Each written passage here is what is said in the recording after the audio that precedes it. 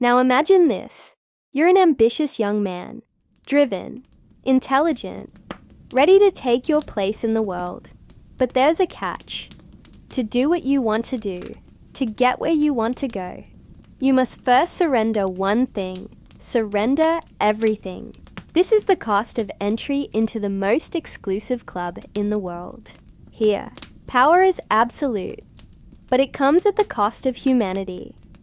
Welcome to the Shadowlands. Tonight, we meet the men who stand at the edge of the world. We are talking about eunuchs, men without manhood. There are 200 million eunuchs in the world today, 2.5 times the population of the United States. They live among us, hidden in plain sight. You might have seen them in the movies. You've probably heard of the ancient Chinese eunuchs, the men who wielded unimaginable power from behind the scenes, pulling strings that dictated the fate of entire dynasties. The most infamous of these was perhaps the Grand Eunuch Wang Zhen, who quite literally held the keys to the kingdom. If you angered him, you risked being locked out of the emperor's court for life. If you pleased him, you could unlock any door in the Forbidden City. But the truth is, the life of an eunuch wasn't always so glamorous. The story of the eunuch is the story of every man who has ever had his manhood taken from him. It is a brutal initiation into a hidden world, a world of silence, of service, of survival. Let me tell you one such story. It's a story from India, a country that boasts the largest population of eunuchs in the world. Imagine a boy no older than 12. He stands trembling, not because he has done wrong, but because his body has been chosen. In a dim chamber, he will be unmade. He will lose what defined him in the eyes of others. His manhood will be taken from him. And yet, the same boy may rise higher than kings. He may whisper into the ear of emperors, hold the keys to royal chambers, and command armies with a gesture of his hand. This is the paradox of the eunuch. Men without manhood, yet more powerful than the fathers of nations. Cut from the line of ordinary humanity, only to be woven into the secret machinery of empires. In India, they're called hijras, and they've been an integral part of the social fabric for centuries. Most eunuchs in India are born into it, their fates decided at birth. Others have their manhood taken from them as punishment. For many, it's a choice, a means to escape the drudgery of everyday life. Once they've made their choice, they disappear into the world of the eunuchs. They become the servants of the gods, living on the fringes of society, revered and reviled in equal measure. They dance at weddings and beg on the streets. They're a familiar sight, yet no one really knows their story. You see, in India, the hijra has long been associated with the goddess Kali, the dark mother who rules the night. They believe that by removing the lingam, the phallus, they become closer to the divine feminine. Their numbers are dwindling, but they still hold on to their ancient traditions. Their rituals are strange, and their beliefs even stranger. For example, when a hijra is born, they are given the name of a female deity. They live as women, donning the traditional 9-yard sari and gold bangles. When they reach puberty, their bodies are marked with the red dot, a symbol of their new identity. They have now become holy, set apart from ordinary human beings. In return for their services, they demand respect and obedience. Non-eunuchs are forbidden to look upon them with lust or desire. To do so is considered a sin. To understand the hijra is to understand the world from their point of view. It's a world turned upside down. Men become women, and women become men. It's a world without gender roles, without sexual differentiation. It's a world where all are equal, but this equality comes at a price. You see, to be a eunuch is to be an outcast. They face discrimination and prejudice from both men and women. They're looked down upon, pitied, or scorned. They're denied jobs, education, and healthcare. They're forced to live on the streets, to beg for food and money. They're invisible to society, yet they are everywhere. So let me ask you this. If you were born a man, but had your manhood taken from you, what would you do? How would you survive? How would you find your place in the world? These are the questions that every eunuch asks himself every day. These are the questions that define the Shadowlands. They say that eunuchs cannot father children, so they adopt kids who remind them of themselves. Many eunuchs in India have taken the vow of celibacy, but across the world, it's a different story. In China and Japan, eunuchs were castrated so that they wouldn't please themselves. That way, their masters could be sure that their wives would remain faithful. Some eunuchs managed to father children, some even sired dynasties. Look at Genghis Khan, the legendary Mongol warrior who united the nomadic tribes and created the largest land-based empire in history. History remembers him as a ruthless killer, but few know that he too was a eunuch. This is the Shadowlands, and as you can see, there is no honor in being unwhole. So if you ever meet a eunuch, don't just pity him. Try to understand his story. Try to see the world through his eyes. Because to be a eunuch is to be truly free. Free from the shackles of gender. Free from the expectations of society. And above all, free from the baggage of being human. When people think of ancient palaces, their minds conjure up images of intrigue and debauchery. The rulers of the world often appear as larger-than-life characters, drowning in riches and indulging in excess. Yet behind the facade of luxury, there existed an untold story of the men whose lives revolved around the ruler's every need.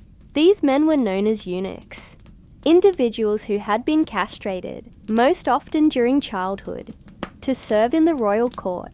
They are remembered as shadowy figures, lurking in the corridors of power, carrying out menial tasks.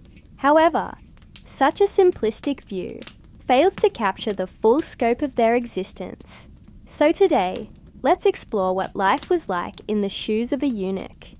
Did they have a better life than the rest? Or were they merely doomed to walk the endless corridors of the palace for all their days? You decide. Now, to truly comprehend the existence of the eunuch, we must first step into their mornings. They awoke before the sun, in quarters that smelled faintly of incense and oil. Unlike soldiers, they did not polish armor. Unlike scholars, they did not open books. Their duties lay in the unseen places of empire. Corridors, private chambers, the hidden heart of the palace. For many eunuchs, life was shaped by servitude. In Byzantium, they guarded the emperor's secrets, standing at the threshold of bedchambers where no other men were permitted. In the Ottoman Empire, they walked silently through the Great Topkapi Palace, the only males allowed near the Sultan's harem. In Ming China, their numbers swelled into the thousands, a bureaucracy of the castrated, each competing for the slightest favor. To outsiders, their lives looked gilded, silken robes, proximity to power, and sometimes the ear of the emperor himself. But behind this, there was loneliness. They were neither men nor women in the eyes of society. They could not father children, nor belong fully to the families from which they were taken. Their bodies made them perpetual outsiders, shadows within the court. Their duties varied across empires, but some tasks remained constant. Eunuchs served as gatekeepers, ensuring privacy for their employers. It was a role that demanded both vigilance and discretion. One wrong move or overheard word could spell danger for them and the secrets entrusted to them. In the sprawling palaces of the Ming dynasty, eunuchs kept meticulous records, managing ledgers that detailed the comings and goings of goods, a silent accounting of the vast wealth that flowed through the imperial household. The life of a eunuch was marked by strict routines. They rose before dawn, following rituals that prepared them for the day ahead. Baths, perfumed with exotic oils, donning of silk robes, the donning of symbolic headgear, each action a silent prayer for favor, for recognition. Some eunuchs, particularly those serving in the imperial bedchamber, had the additional duty of preparing their employer for the day. This involved assisting with dressing, attending to personal needs, and ensuring that the ruler was ready to face the demands of the empire. Amidst the rituals, there was little room for error. The eunuch's performance was judged solely on his ability to anticipate needs and execute tasks flawlessly. Mistakes could lead to punishments ranging from banishment from the court to, in extreme cases, a second punishment, a fate worse than the first. As messengers, they navigated the labyrinthine passages of palaces and large compounds, bearing messages that could alter the course of events. The Ottoman Topkapi Palace, for instance, was a realm of intrigue where the Sultan's wife could rise or fall with a whispered word. A eunuch carrying a message between the wives and the Sultan might inadvertently find himself at the center of a power struggle. Their very silence was a testament to their profession. They were the quiet observers, privy to whispered secrets and hidden agendas. This proximity to power came with its own set of challenges. Eunuchs had to navigate a minefield of rivalries, jealousies, and ambitions, ensuring that they remained neutral and their discretion absolute. The walls they traversed had ears. The tapestries they stood behind had eyes. Each step was laden with the weight of unspoken words. Each corner held the potential for scandal. The eunuch's life was a tightrope walk between loyalty, discretion, and self-preservation. While their services were crucial, eunuchs were often overlooked. Their names rarely found their way into the chronicles of history. Their faces seldom graced official portraits. They were the silent partners of empire, their contributions acknowledged only in the hushed tones of palace gossip or the faded records of imperial accounts. Their impact on the course of events was felt but not seen. They lived and worked in the shadow of greatness, their presence a constant reminder of the cost of power. However, not all eunuchs were destined for obscurity. Some, through sheer skill or a stroke of luck, ascended to positions of unexpected influence. They became the confidants of emperors, shaping policies, influencing marriages, and even controlling the succession. In the opulent courts of the Chinese Ming dynasty, eunuchs like Wang Shuren and Gao Zhan were notorious for their cunning and power. They served not just as servants, but as agents of the emperor, wielding authority that belied their humble origins. Wang Shuren, for instance, began his career as a lowly palace attendant, but his astute observations and ability to navigate the treacherous waters of the imperial court saw him rise to become one of Emperor Jiajing's most trusted advisors. His influence extended to matters of state, playing a pivotal role in shaping the emperor's policies. Meanwhile, Gao Zhan, known for his intelligence and ruthlessness, carved out a formidable power base within the Forbidden City. He expertly manipulated palace politics, ensuring the downfall of rivals and climbing higher and higher in the imperial hierarchy. These eunuchs proved that within the rigid confines of palace life, ambition and intellect could bloom in the most unlikely of places. They became living testaments to the idea that necessity, indeed, was the mother of invention. The eunuch's path to prominence, however, was fraught with challenges. Their lack of traditional power, due to their gender ambiguity, forced them to rely on guile, strategy, and a deep understanding of the inner workings of the court. They operated in a world where every interaction was a test. Every decision carried weight. Eunuchs had to master the art of reading the unspoken cues, understanding the subtlest of gestures, and anticipating the hidden motives that drove the players in this high-stakes game of courtly politics. In essence, their survival and rise to power depended on their ability to excel in the quiet, unseen aspects of the imperial court. They had to become the masters of the subtle game, thriving in the shadows where power was often most potent. But being a eunuch was far from a bed of roses. Life in the shadow of the dragon throne was fraught with peril. Eunuchs were not just servants. They were pawns in a game where the stakes were life and death. The very proximity to power exposed them to its darker side. The ruthlessness, the betrayals, the backstabbing. The eunuch's world was a precarious one, balanced on the edge of the ruler's favor. One misstep, one moment of weakness could spell disaster.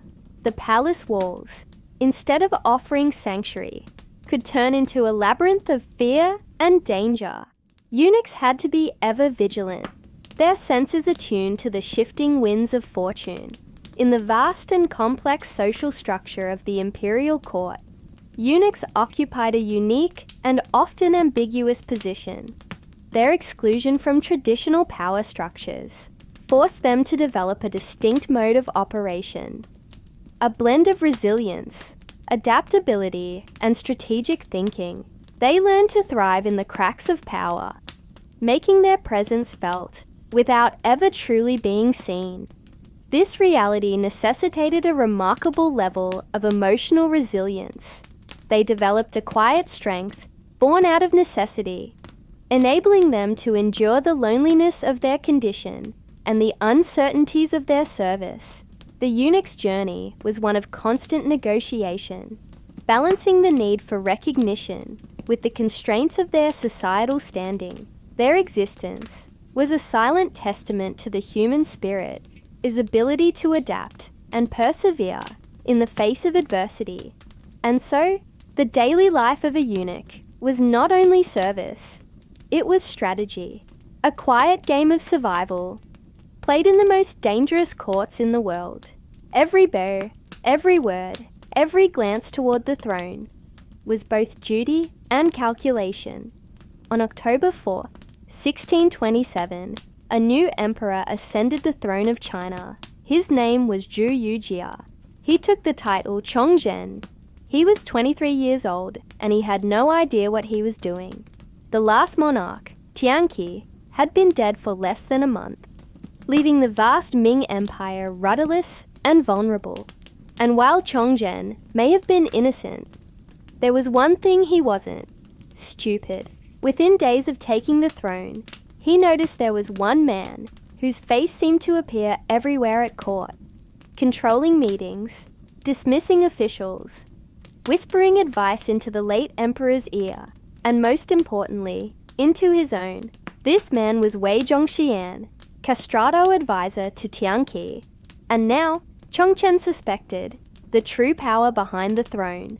The new emperor wasted no time in purging his father's favorites and making sure Wei Zhongxian's star fell as quickly as it had risen.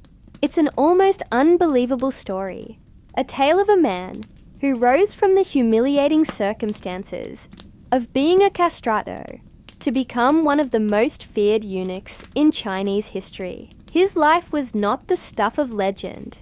Wei Zhongxian was born in 1568 in Nanjing, the second largest city in China. He was the son of a gambler, a profession that didn't exactly inspire confidence. From an early age, Wei was restless and uncontrollable. As he grew up, he drifted from place to place, working odd jobs and never staying put. Eventually, he came to Beijing and tried his hand at business. But it seems he had a knack for failure. Gambling, in fact, seems to have been the only thing he excelled at. And before long, he owed money to some very dangerous people. Desperate to avoid the humiliation of debt, he decided to cut his losses. He cut off his Johnson. He then presented himself to the imperial court, offering his newly eunuch body to serve the emperor. By all accounts, he was about as useful as a chocolate teapot. Castrati were considered both sexually inadequate and racially impure, looked down upon by society, and denied basic rights. Of course, this didn't stop them from working in the palaces of China's greatest kings. For hundreds of years, the emperors kept eunuchs close, not because they were particularly skilled servants, but because they were utterly obedient. No one was going to argue with a man who couldn't argue back. But Wei wanted more than obedience. He wanted to control, and so he did something completely unheard of. He started paying attention. Eunuchs are mostly silent figures, men who disappear into the background, never speaking out of turn, never drawing attention to themselves. It's the only way to survive in such close proximity to the powerful. But Wei observed everything. He watched the other eunuchs, how they moved through the palace, where they went, whom they talked to. He learned which officials were powerful and why. He watched the way the ministers played politics, how they maneuvered, betrayed and blackmailed one another. Wei absorbed it all like a sponge, and when the opportunity arose, he wove himself into the fabric of the court. He also found a patron in Lady Kai, a noble consort of the emperor. She recognized his ambition and agreed to help him cultivate connections. In particular, she introduced him to the woman who would make his career. Kersha, the wet nurse of the young prince, the future emperor Tianqi. At first glance, it might seem odd that the wet nurse held such sway over the young prince. After all, it's not like she gave him life, but the job of wet nurse was far more than just a means of feeding a child. The wet nurse was the woman who cradled him after birth, soothing him when he cried, singing to him until he slept, changing his diapers, bathing him, teaching him his first lessons. The wet nurse was the first mother figure in a child's life, a position of great privilege and influence. But no one knew this better than Wei, who had spent his childhood in the stifling embrace of his parents' home. While other children ran free, he stayed indoors mending shoes for extra coins. When he was 15, he heard rumors that the court was looking for new blood, and he jumped at the chance to escape. And so Wei Zhongxian's rise to power began not in the halls of government, but in the nursery, where he served as the nanny for a 3-year-old prince. He taught the boy to read and write, sure, but he also taught him games, sang him songs, told him stories of knights and dragons, showed him how to throw a punch, ride a horse, and survive in a world that had no use for kindness. Most importantly, he became the only person the young prince could truly talk to. In time, Wei became the young man's closest advisor, and when Tianqi became the emperor of China, Wei followed him all the way to the top. When Tianqi ascended the throne in 1620, he was 14 years old. Most emperors were in their 20s. By the age of 30, Tianqi was already considered senile. He forgot appointments, mixed up names, and seemed incapable of carrying out the simplest task without getting lost. Those around him, including Wei, walked on eggshells, terrified of setting him off. Now, to be fair, the young emperor's condition may have been the result of poisoning, which would explain why his counselors kept him in such tight quarters. But the truth is, we don't know. What we do know is that after Tianqi married his first wife, she fell ill and died soon after. A second bride suffered the same fate. Even the emperor's younger brother perished under mysterious circumstances. It's likely that there was a plot to eliminate the royal line, but the culprit was never found. In fact, the search for the poisoner may have been the straw that broke the camel's back, sending the emperor further into his madness. But Wei Zhongxian was ready. When the ministers complained that the emperor was unfit to rule, Wei used his position as the young man's teacher to paint targets on their backs. Anyone who disagreed with the emperor's policies was denounced as a traitor and thrown into prison. That's right. We're talking full-on political purges. Entire families were wiped out as Wei climbed higher and higher. becoming the de facto ruler of China. He appointed his own men to positions of power and rewarded incompetence with promotions. Only those who supported the emperor's whims were allowed to keep their heads. There's a reason eunuchs were often portrayed as sinister figures in Chinese art. They were spies, yes, but more importantly, they were assassins. Once the emperor was declared unfit to rule, Wei's power grew exponentially. Because eunuchs were considered racially impure, they weren't allowed to live in the inner court, the area where the emperor resided. Instead, they lived in the outer court, separated by the famous gate of heavenly purity. Of course, this didn't stop Wei. He had the gate torn down and a golden statue of himself erected in its place. People came from all over to see the monument and the spectacle, but perhaps none were more awestruck than Wei himself. He had made it. He had overcome his humble beginnings, escaped the shackles of his past, and become the most powerful man in China. Well, almost. You see, despite his many accomplishments, Wei still lacked one thing: legitimacy. He may have been the one pulling the strings, but the face of authority was still the emperor. So Wei set about making sure that face was forever his. He dressed Tianqi in elaborate robes, complete with the yellow dragon, the symbol of the Son of Heaven. Then he paraded him around the palace, showing him off like a prized pig at a county fair. To anyone who saw them together, it was clear who was really in charge. Wei even commissioned temples to be built in his honor, complete with statues and incense burners. Poets composed odes celebrating his wisdom and his virtue. Scholars wrote treatises analyzing his political moves. It was as if the entire country was conspiring to erase the memory of the real emperor. But you know what they say about conspiracy. The bigger they are, the harder they fall. In 1627, Emperor Tianqi died of natural causes. Some say he was poisoned, but the truth is unknown. Either way, it changed everything.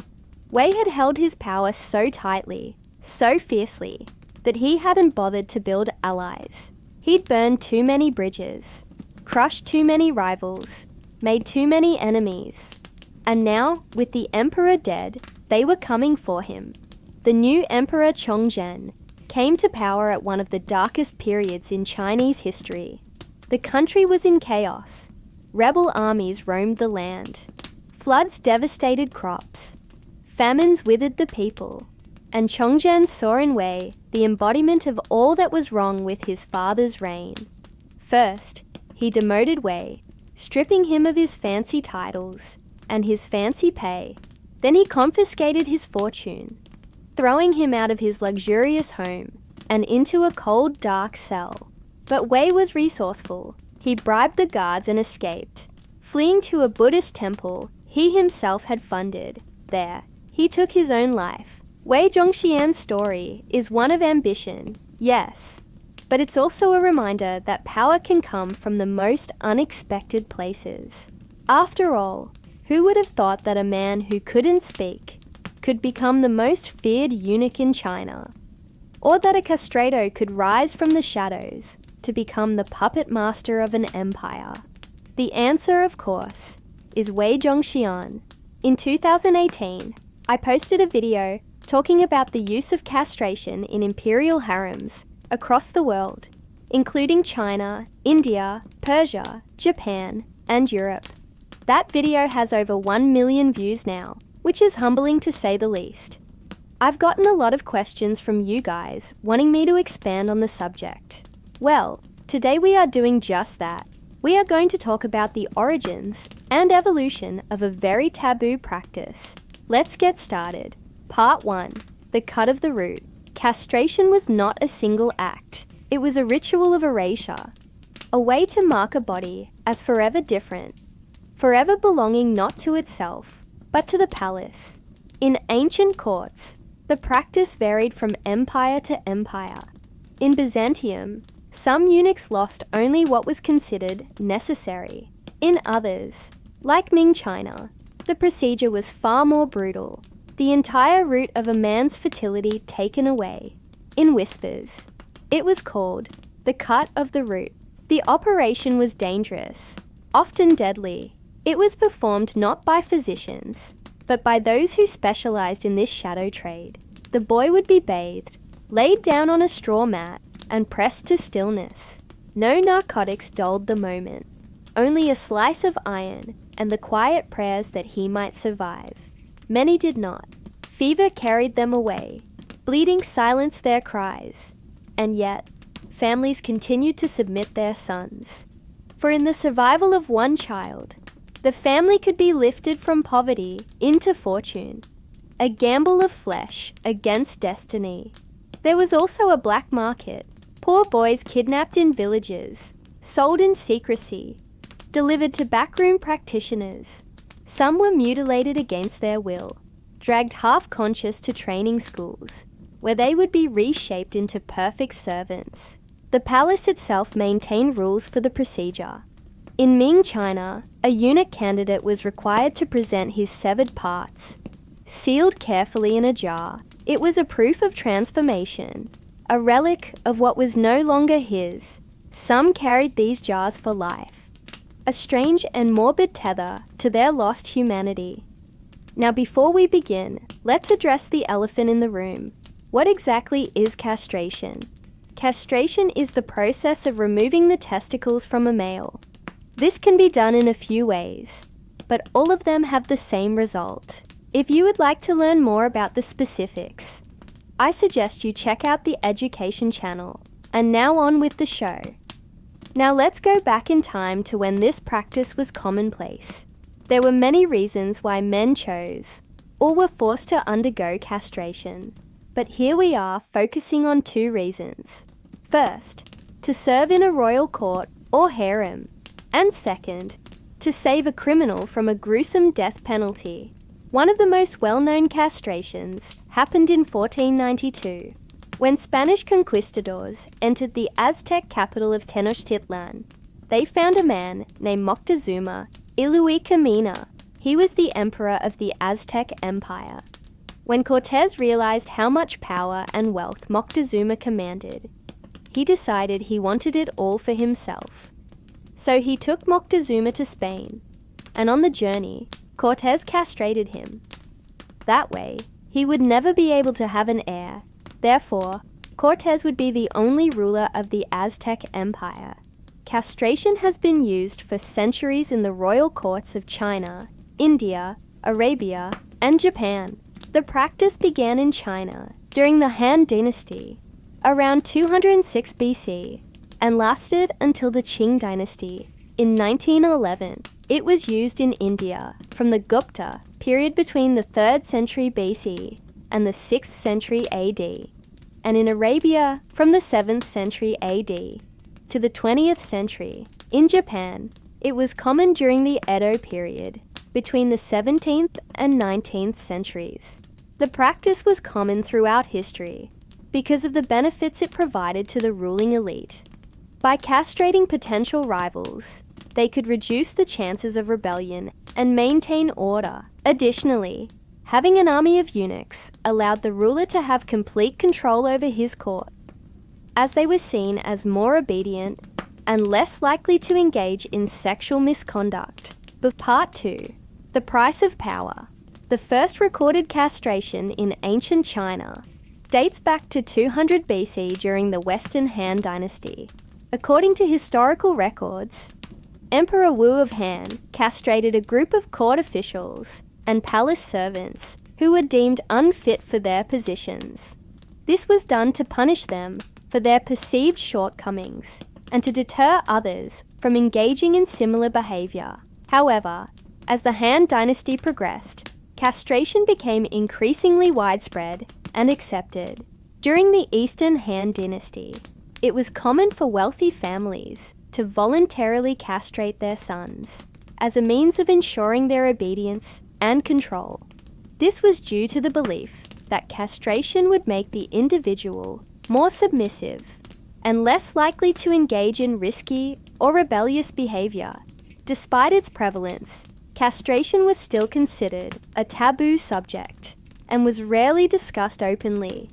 Those who underwent the procedure were often stigmatized and faced discrimination from society. However, despite the negative perceptions surrounding castration, it continued to be practiced throughout Chinese history. During the Ming dynasty, the demand for eunuchs in the imperial court led to the establishment of specialized castration centers. These facilities were responsible for carrying out the procedure on a large scale and supplying the court with the necessary personnel. To meet this demand, a complex network of castrators emerged, consisting of both licensed practitioners and those operating illegally. Licensed castrators were typically older men who had undergone rigorous training and certification. They were responsible for performing the procedure on young boys in a sterile environment, using advanced techniques and tools. On the other hand, illegal castrators were often younger and less experienced, operating in secret and preying on unsuspecting victims. As mentioned earlier, castration was not only used in China, but also in other parts of the world. In India, the practice was prevalent during the Gupta period. Although there is limited documentation of the reasons behind it, some believe that it was used for religious purposes, while others argue that it was done to prevent unwanted pregnancies among female temple dancers. Meanwhile, in the Middle East, castration became widespread during the Islamic Golden Age as a means of controlling the harems of wealthy individuals and maintaining order in the community. Similar to China, castration was shrouded in secrecy, and those who underwent the procedure were often stigmatized. However, the practice persisted for centuries due to its perceived benefits in terms of obedience and control. It's important to note that the motivations and justifications for castration varied across cultures and time periods. While some believed that it helped maintain social order, others saw it as a way to ensure the safety and purity of women. However, regardless of the reasons behind it, castration had a profound impact on the lives of those who underwent the procedure. Part 3. A life without end. Despite the physical and psychological toll of castration, many men, particularly those living in poverty, were willing to endure the procedure for the chance to escape their circumstances and gain access to the privileges afforded to eunuchs. For them, the risks associated with the procedure were outweighed by the potential rewards, which included financial stability, access to education, and the opportunity to serve the emperor.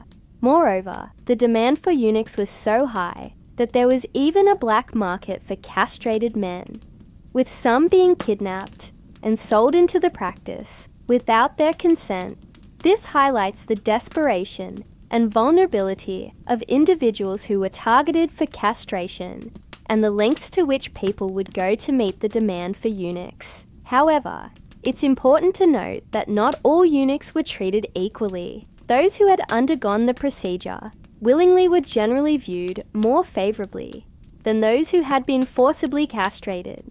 Additionally, the status and treatment of eunuchs varied, depending on their ethnicity and social background. For example, in China, eunuchs of Han Chinese descent were often treated better than those of other ethnic groups. Furthermore, eunuchs who were literate and skilled in various areas, such as poetry, painting, and calligraphy, were held in higher regard than those without such talents. Despite these variations, all eunuchs faced significant challenges and discrimination due to their perceived physical and psychological limitations. They were often excluded from mainstream society and were forced to rely on the goodwill of the imperial court for their livelihood. Moreover, they were vulnerable to exploitation and abuse, as there were few legal protections in place to safeguard their rights and well-being. Overall, the life of a eunuch was a complex and challenging one, marked by both opportunities and limitations. while castration allowed them to escape poverty and gain access to new experiences and privileges, it also came at a great cost. Their physical and psychological well-being was often sacrificed for the benefit of the imperial court, and they faced ongoing discrimination and stigma from society. Nevertheless, the practice of castrating men persisted for centuries, driven by the desire for control and order among the ruling elite. Welcome to my channel. The year is 1533. The place, the great city of Constantinople. At the heart of it, a palace, home to some 500 courtiers, servants and slaves. Within its high walls, a labyrinth of intrigue, lust and murder. A place where life is cheap and death lingers in the shadows. This is the Topkapi Palace, seat of the Ottoman sultans. And here, among the silks and spices, lives a man named Ibrahim, born into slavery, mutilated as a boy, and sold to the Sultan's court. Ibrahim has known nothing but servitude. But in this gilded cage, Ibrahim has found a purpose. He is the Sultan's confidant, his only friend, his shadow. For Ibrahim is a eunuch, a man castrated before puberty. And in this world, his peculiarity is his power. In the Ottoman Empire, as elsewhere in history, men are castrated for one reason: to serve. Castration is an ancient practice dating back to the days of the Roman Empire. To remove the troublesome member is seen as a means to control men, to make them more docile and obedient. This is why many of the first eunuchs were slaves or prisoners of war. By neutering them, masters could ensure that their servants would not engage in sexual activity, would not have children by their mistresses, and above all, would be less likely to rebel or flee. In the Ottoman world, castration was also a rite of passage into the elite ranks of the royal court. Young boys, often brought from Christian Europe, were taken into the palace at around the age of 12, an age when the process could still be performed with relative ease. The operation was painful, to say the least, but afterward, the boys received care, were taught the ways of the court, and if they survived, were given new names and new lives as eunuchs. This was especially true for those chosen to serve the Sultan's harem. These eunuchs, forbidden from any kind of sexual activity, became the guardians of the women within. The harem was the beating heart of the Ottoman household. Here lived not only the Sultan's wives and concubines, but also female servants, cooks, tailors, and attendants. All told, there might be several hundred women within its confines. As such, the harem required a vast staff to run it smoothly, and eunuchs were essential to its functioning. As we know Ibrahim, the Sultan's personal eunuch, he is the only man allowed inside the inner chambers. No other man may set foot in the harem, not even the Sultan himself. Except on special occasions, it is Ibrahim's job to oversee the women, to see that the rules are followed, the intrigues kept under control. His position is one of great responsibility and great danger, for the women in the harem are more than just bodies.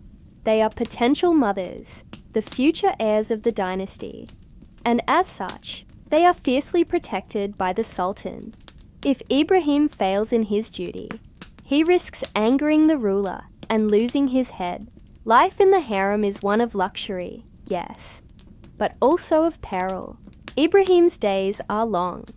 He rises before dawn and spends his mornings overseeing the distribution of food, making sure the women get their finest fruits and rarest spices.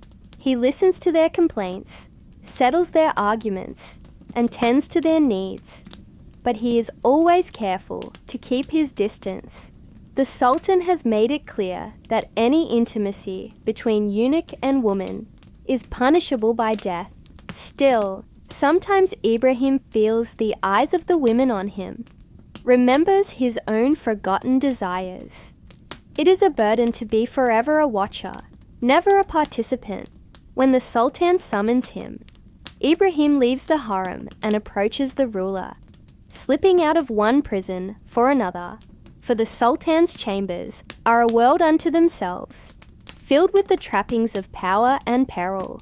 Here too, eunuchs are essential. They guard the entrance, decide who is worthy to see the Sultan, shield him from assassins and courtiers alike. Ibrahim knows the dangers of this game. Too many have climbed too high and been cut down for it. Now listen closely, for the Sultan speaks. Tell me, Ibrahim, did you speak to the vizier today? Ibrahim bows his head. I did, my lord. The Sultan nods. And what did he say about taxes? He says the people cannot pay, my lord. The Sultan drums his fingers on the table. And what do you think? They must try harder, my lord, or the treasury will be empty. The Sultan looks up at Ibrahim, a dangerous glint in his eye.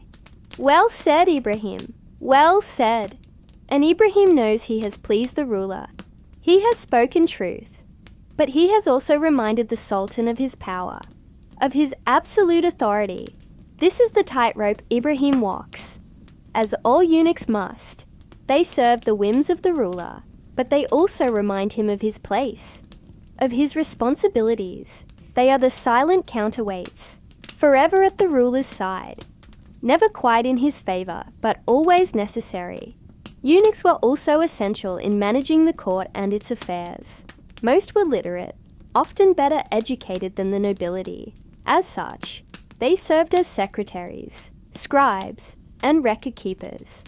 They organized the vast quantities of paperwork involved in running an empire and ensured that the right documents ended up on the Sultan's desk. This was no small task, for the Ottomans, like all great powers, received a constant stream of visitors, ambassadors, merchants, supplicants. All had papers to file, records to keep, and eunuchs were there to manage it all. Such tasks required a cool head and a steady hand, qualities eunuchs possessed in spades. They were also skilled at gathering intelligence, discreetly questioning visitors, watching the comings and goings of courtiers, keeping an ear to the ground for rumours and plots. The eunuch network spread throughout the empire, from the bustling bazaars of Istanbul to the far-flung provinces. And so, if the Sultan needed to know something, he need only ask his favourite eunuch. But perhaps the strangest role eunuchs played was as executioners. The Sultan's justice was swift and brutal, and eunuchs were often tasked with carrying out his punishments. They supervised floggings, threw condemned men into the sea, watched over hangings. Such grim duties were part of their service, a reminder that life at the court was cheap and death lingered around every corner. It was a dangerous job, but someone had to do it, and in the end, who was more suited to the task than the eunuch? As the sun sets over Constantinople, Ibrahim returns to the harem, his mind racing. What has the Sultan learned? Will he act? How will the viziers respond? Will he turn on his closest advisors? Will he take a new wife? Will he sire a new heir? Or will he listen to the whispers? Will he find the poison? Ibrahim knows that he may soon face the Sultan's wrath, but he cannot escape his duty. For Ibrahim, the eunuch, is not merely a servant. He is a shadow, a silent partner in the Sultan's destiny. In the dim oil lamp light, the eunuch watches, ever watchful, ever ready. He is the unseen force in the Sultan's court, the whisper in the labyrinth, the shade in the gilded cage. He is the eunuch, and his story is ours too. From the palaces of the Ottoman sultans to the forbidden city of Beijing, the eunuch played a vital role in shaping history. While his story is a tragic one, it is also a testament to the resilience and adaptability of the human spirit. The eunuchs we met along the way were not simply victims of circumstance, but active participants in the workings of the world. They were administrators, confidence, and spies. They navigated the complexities of court life and wielded power in ways that belied their diminished physicality. The eunuchs remind us that power comes in many forms, and that those who seem most vulnerable can often be the most influential of all. Thank you for joining us on this journey through the hidden world of the eunuchs. If you enjoyed this episode, please subscribe and join us next time for more tales of histories unseen. Until then, remember, the greatest empires are built on more than just blood. They are shaped by the sacrifices and struggles of those who stand in the shadows. And the eunuch, though cut off from the world, is often the one who sees the whole picture most clearly of all.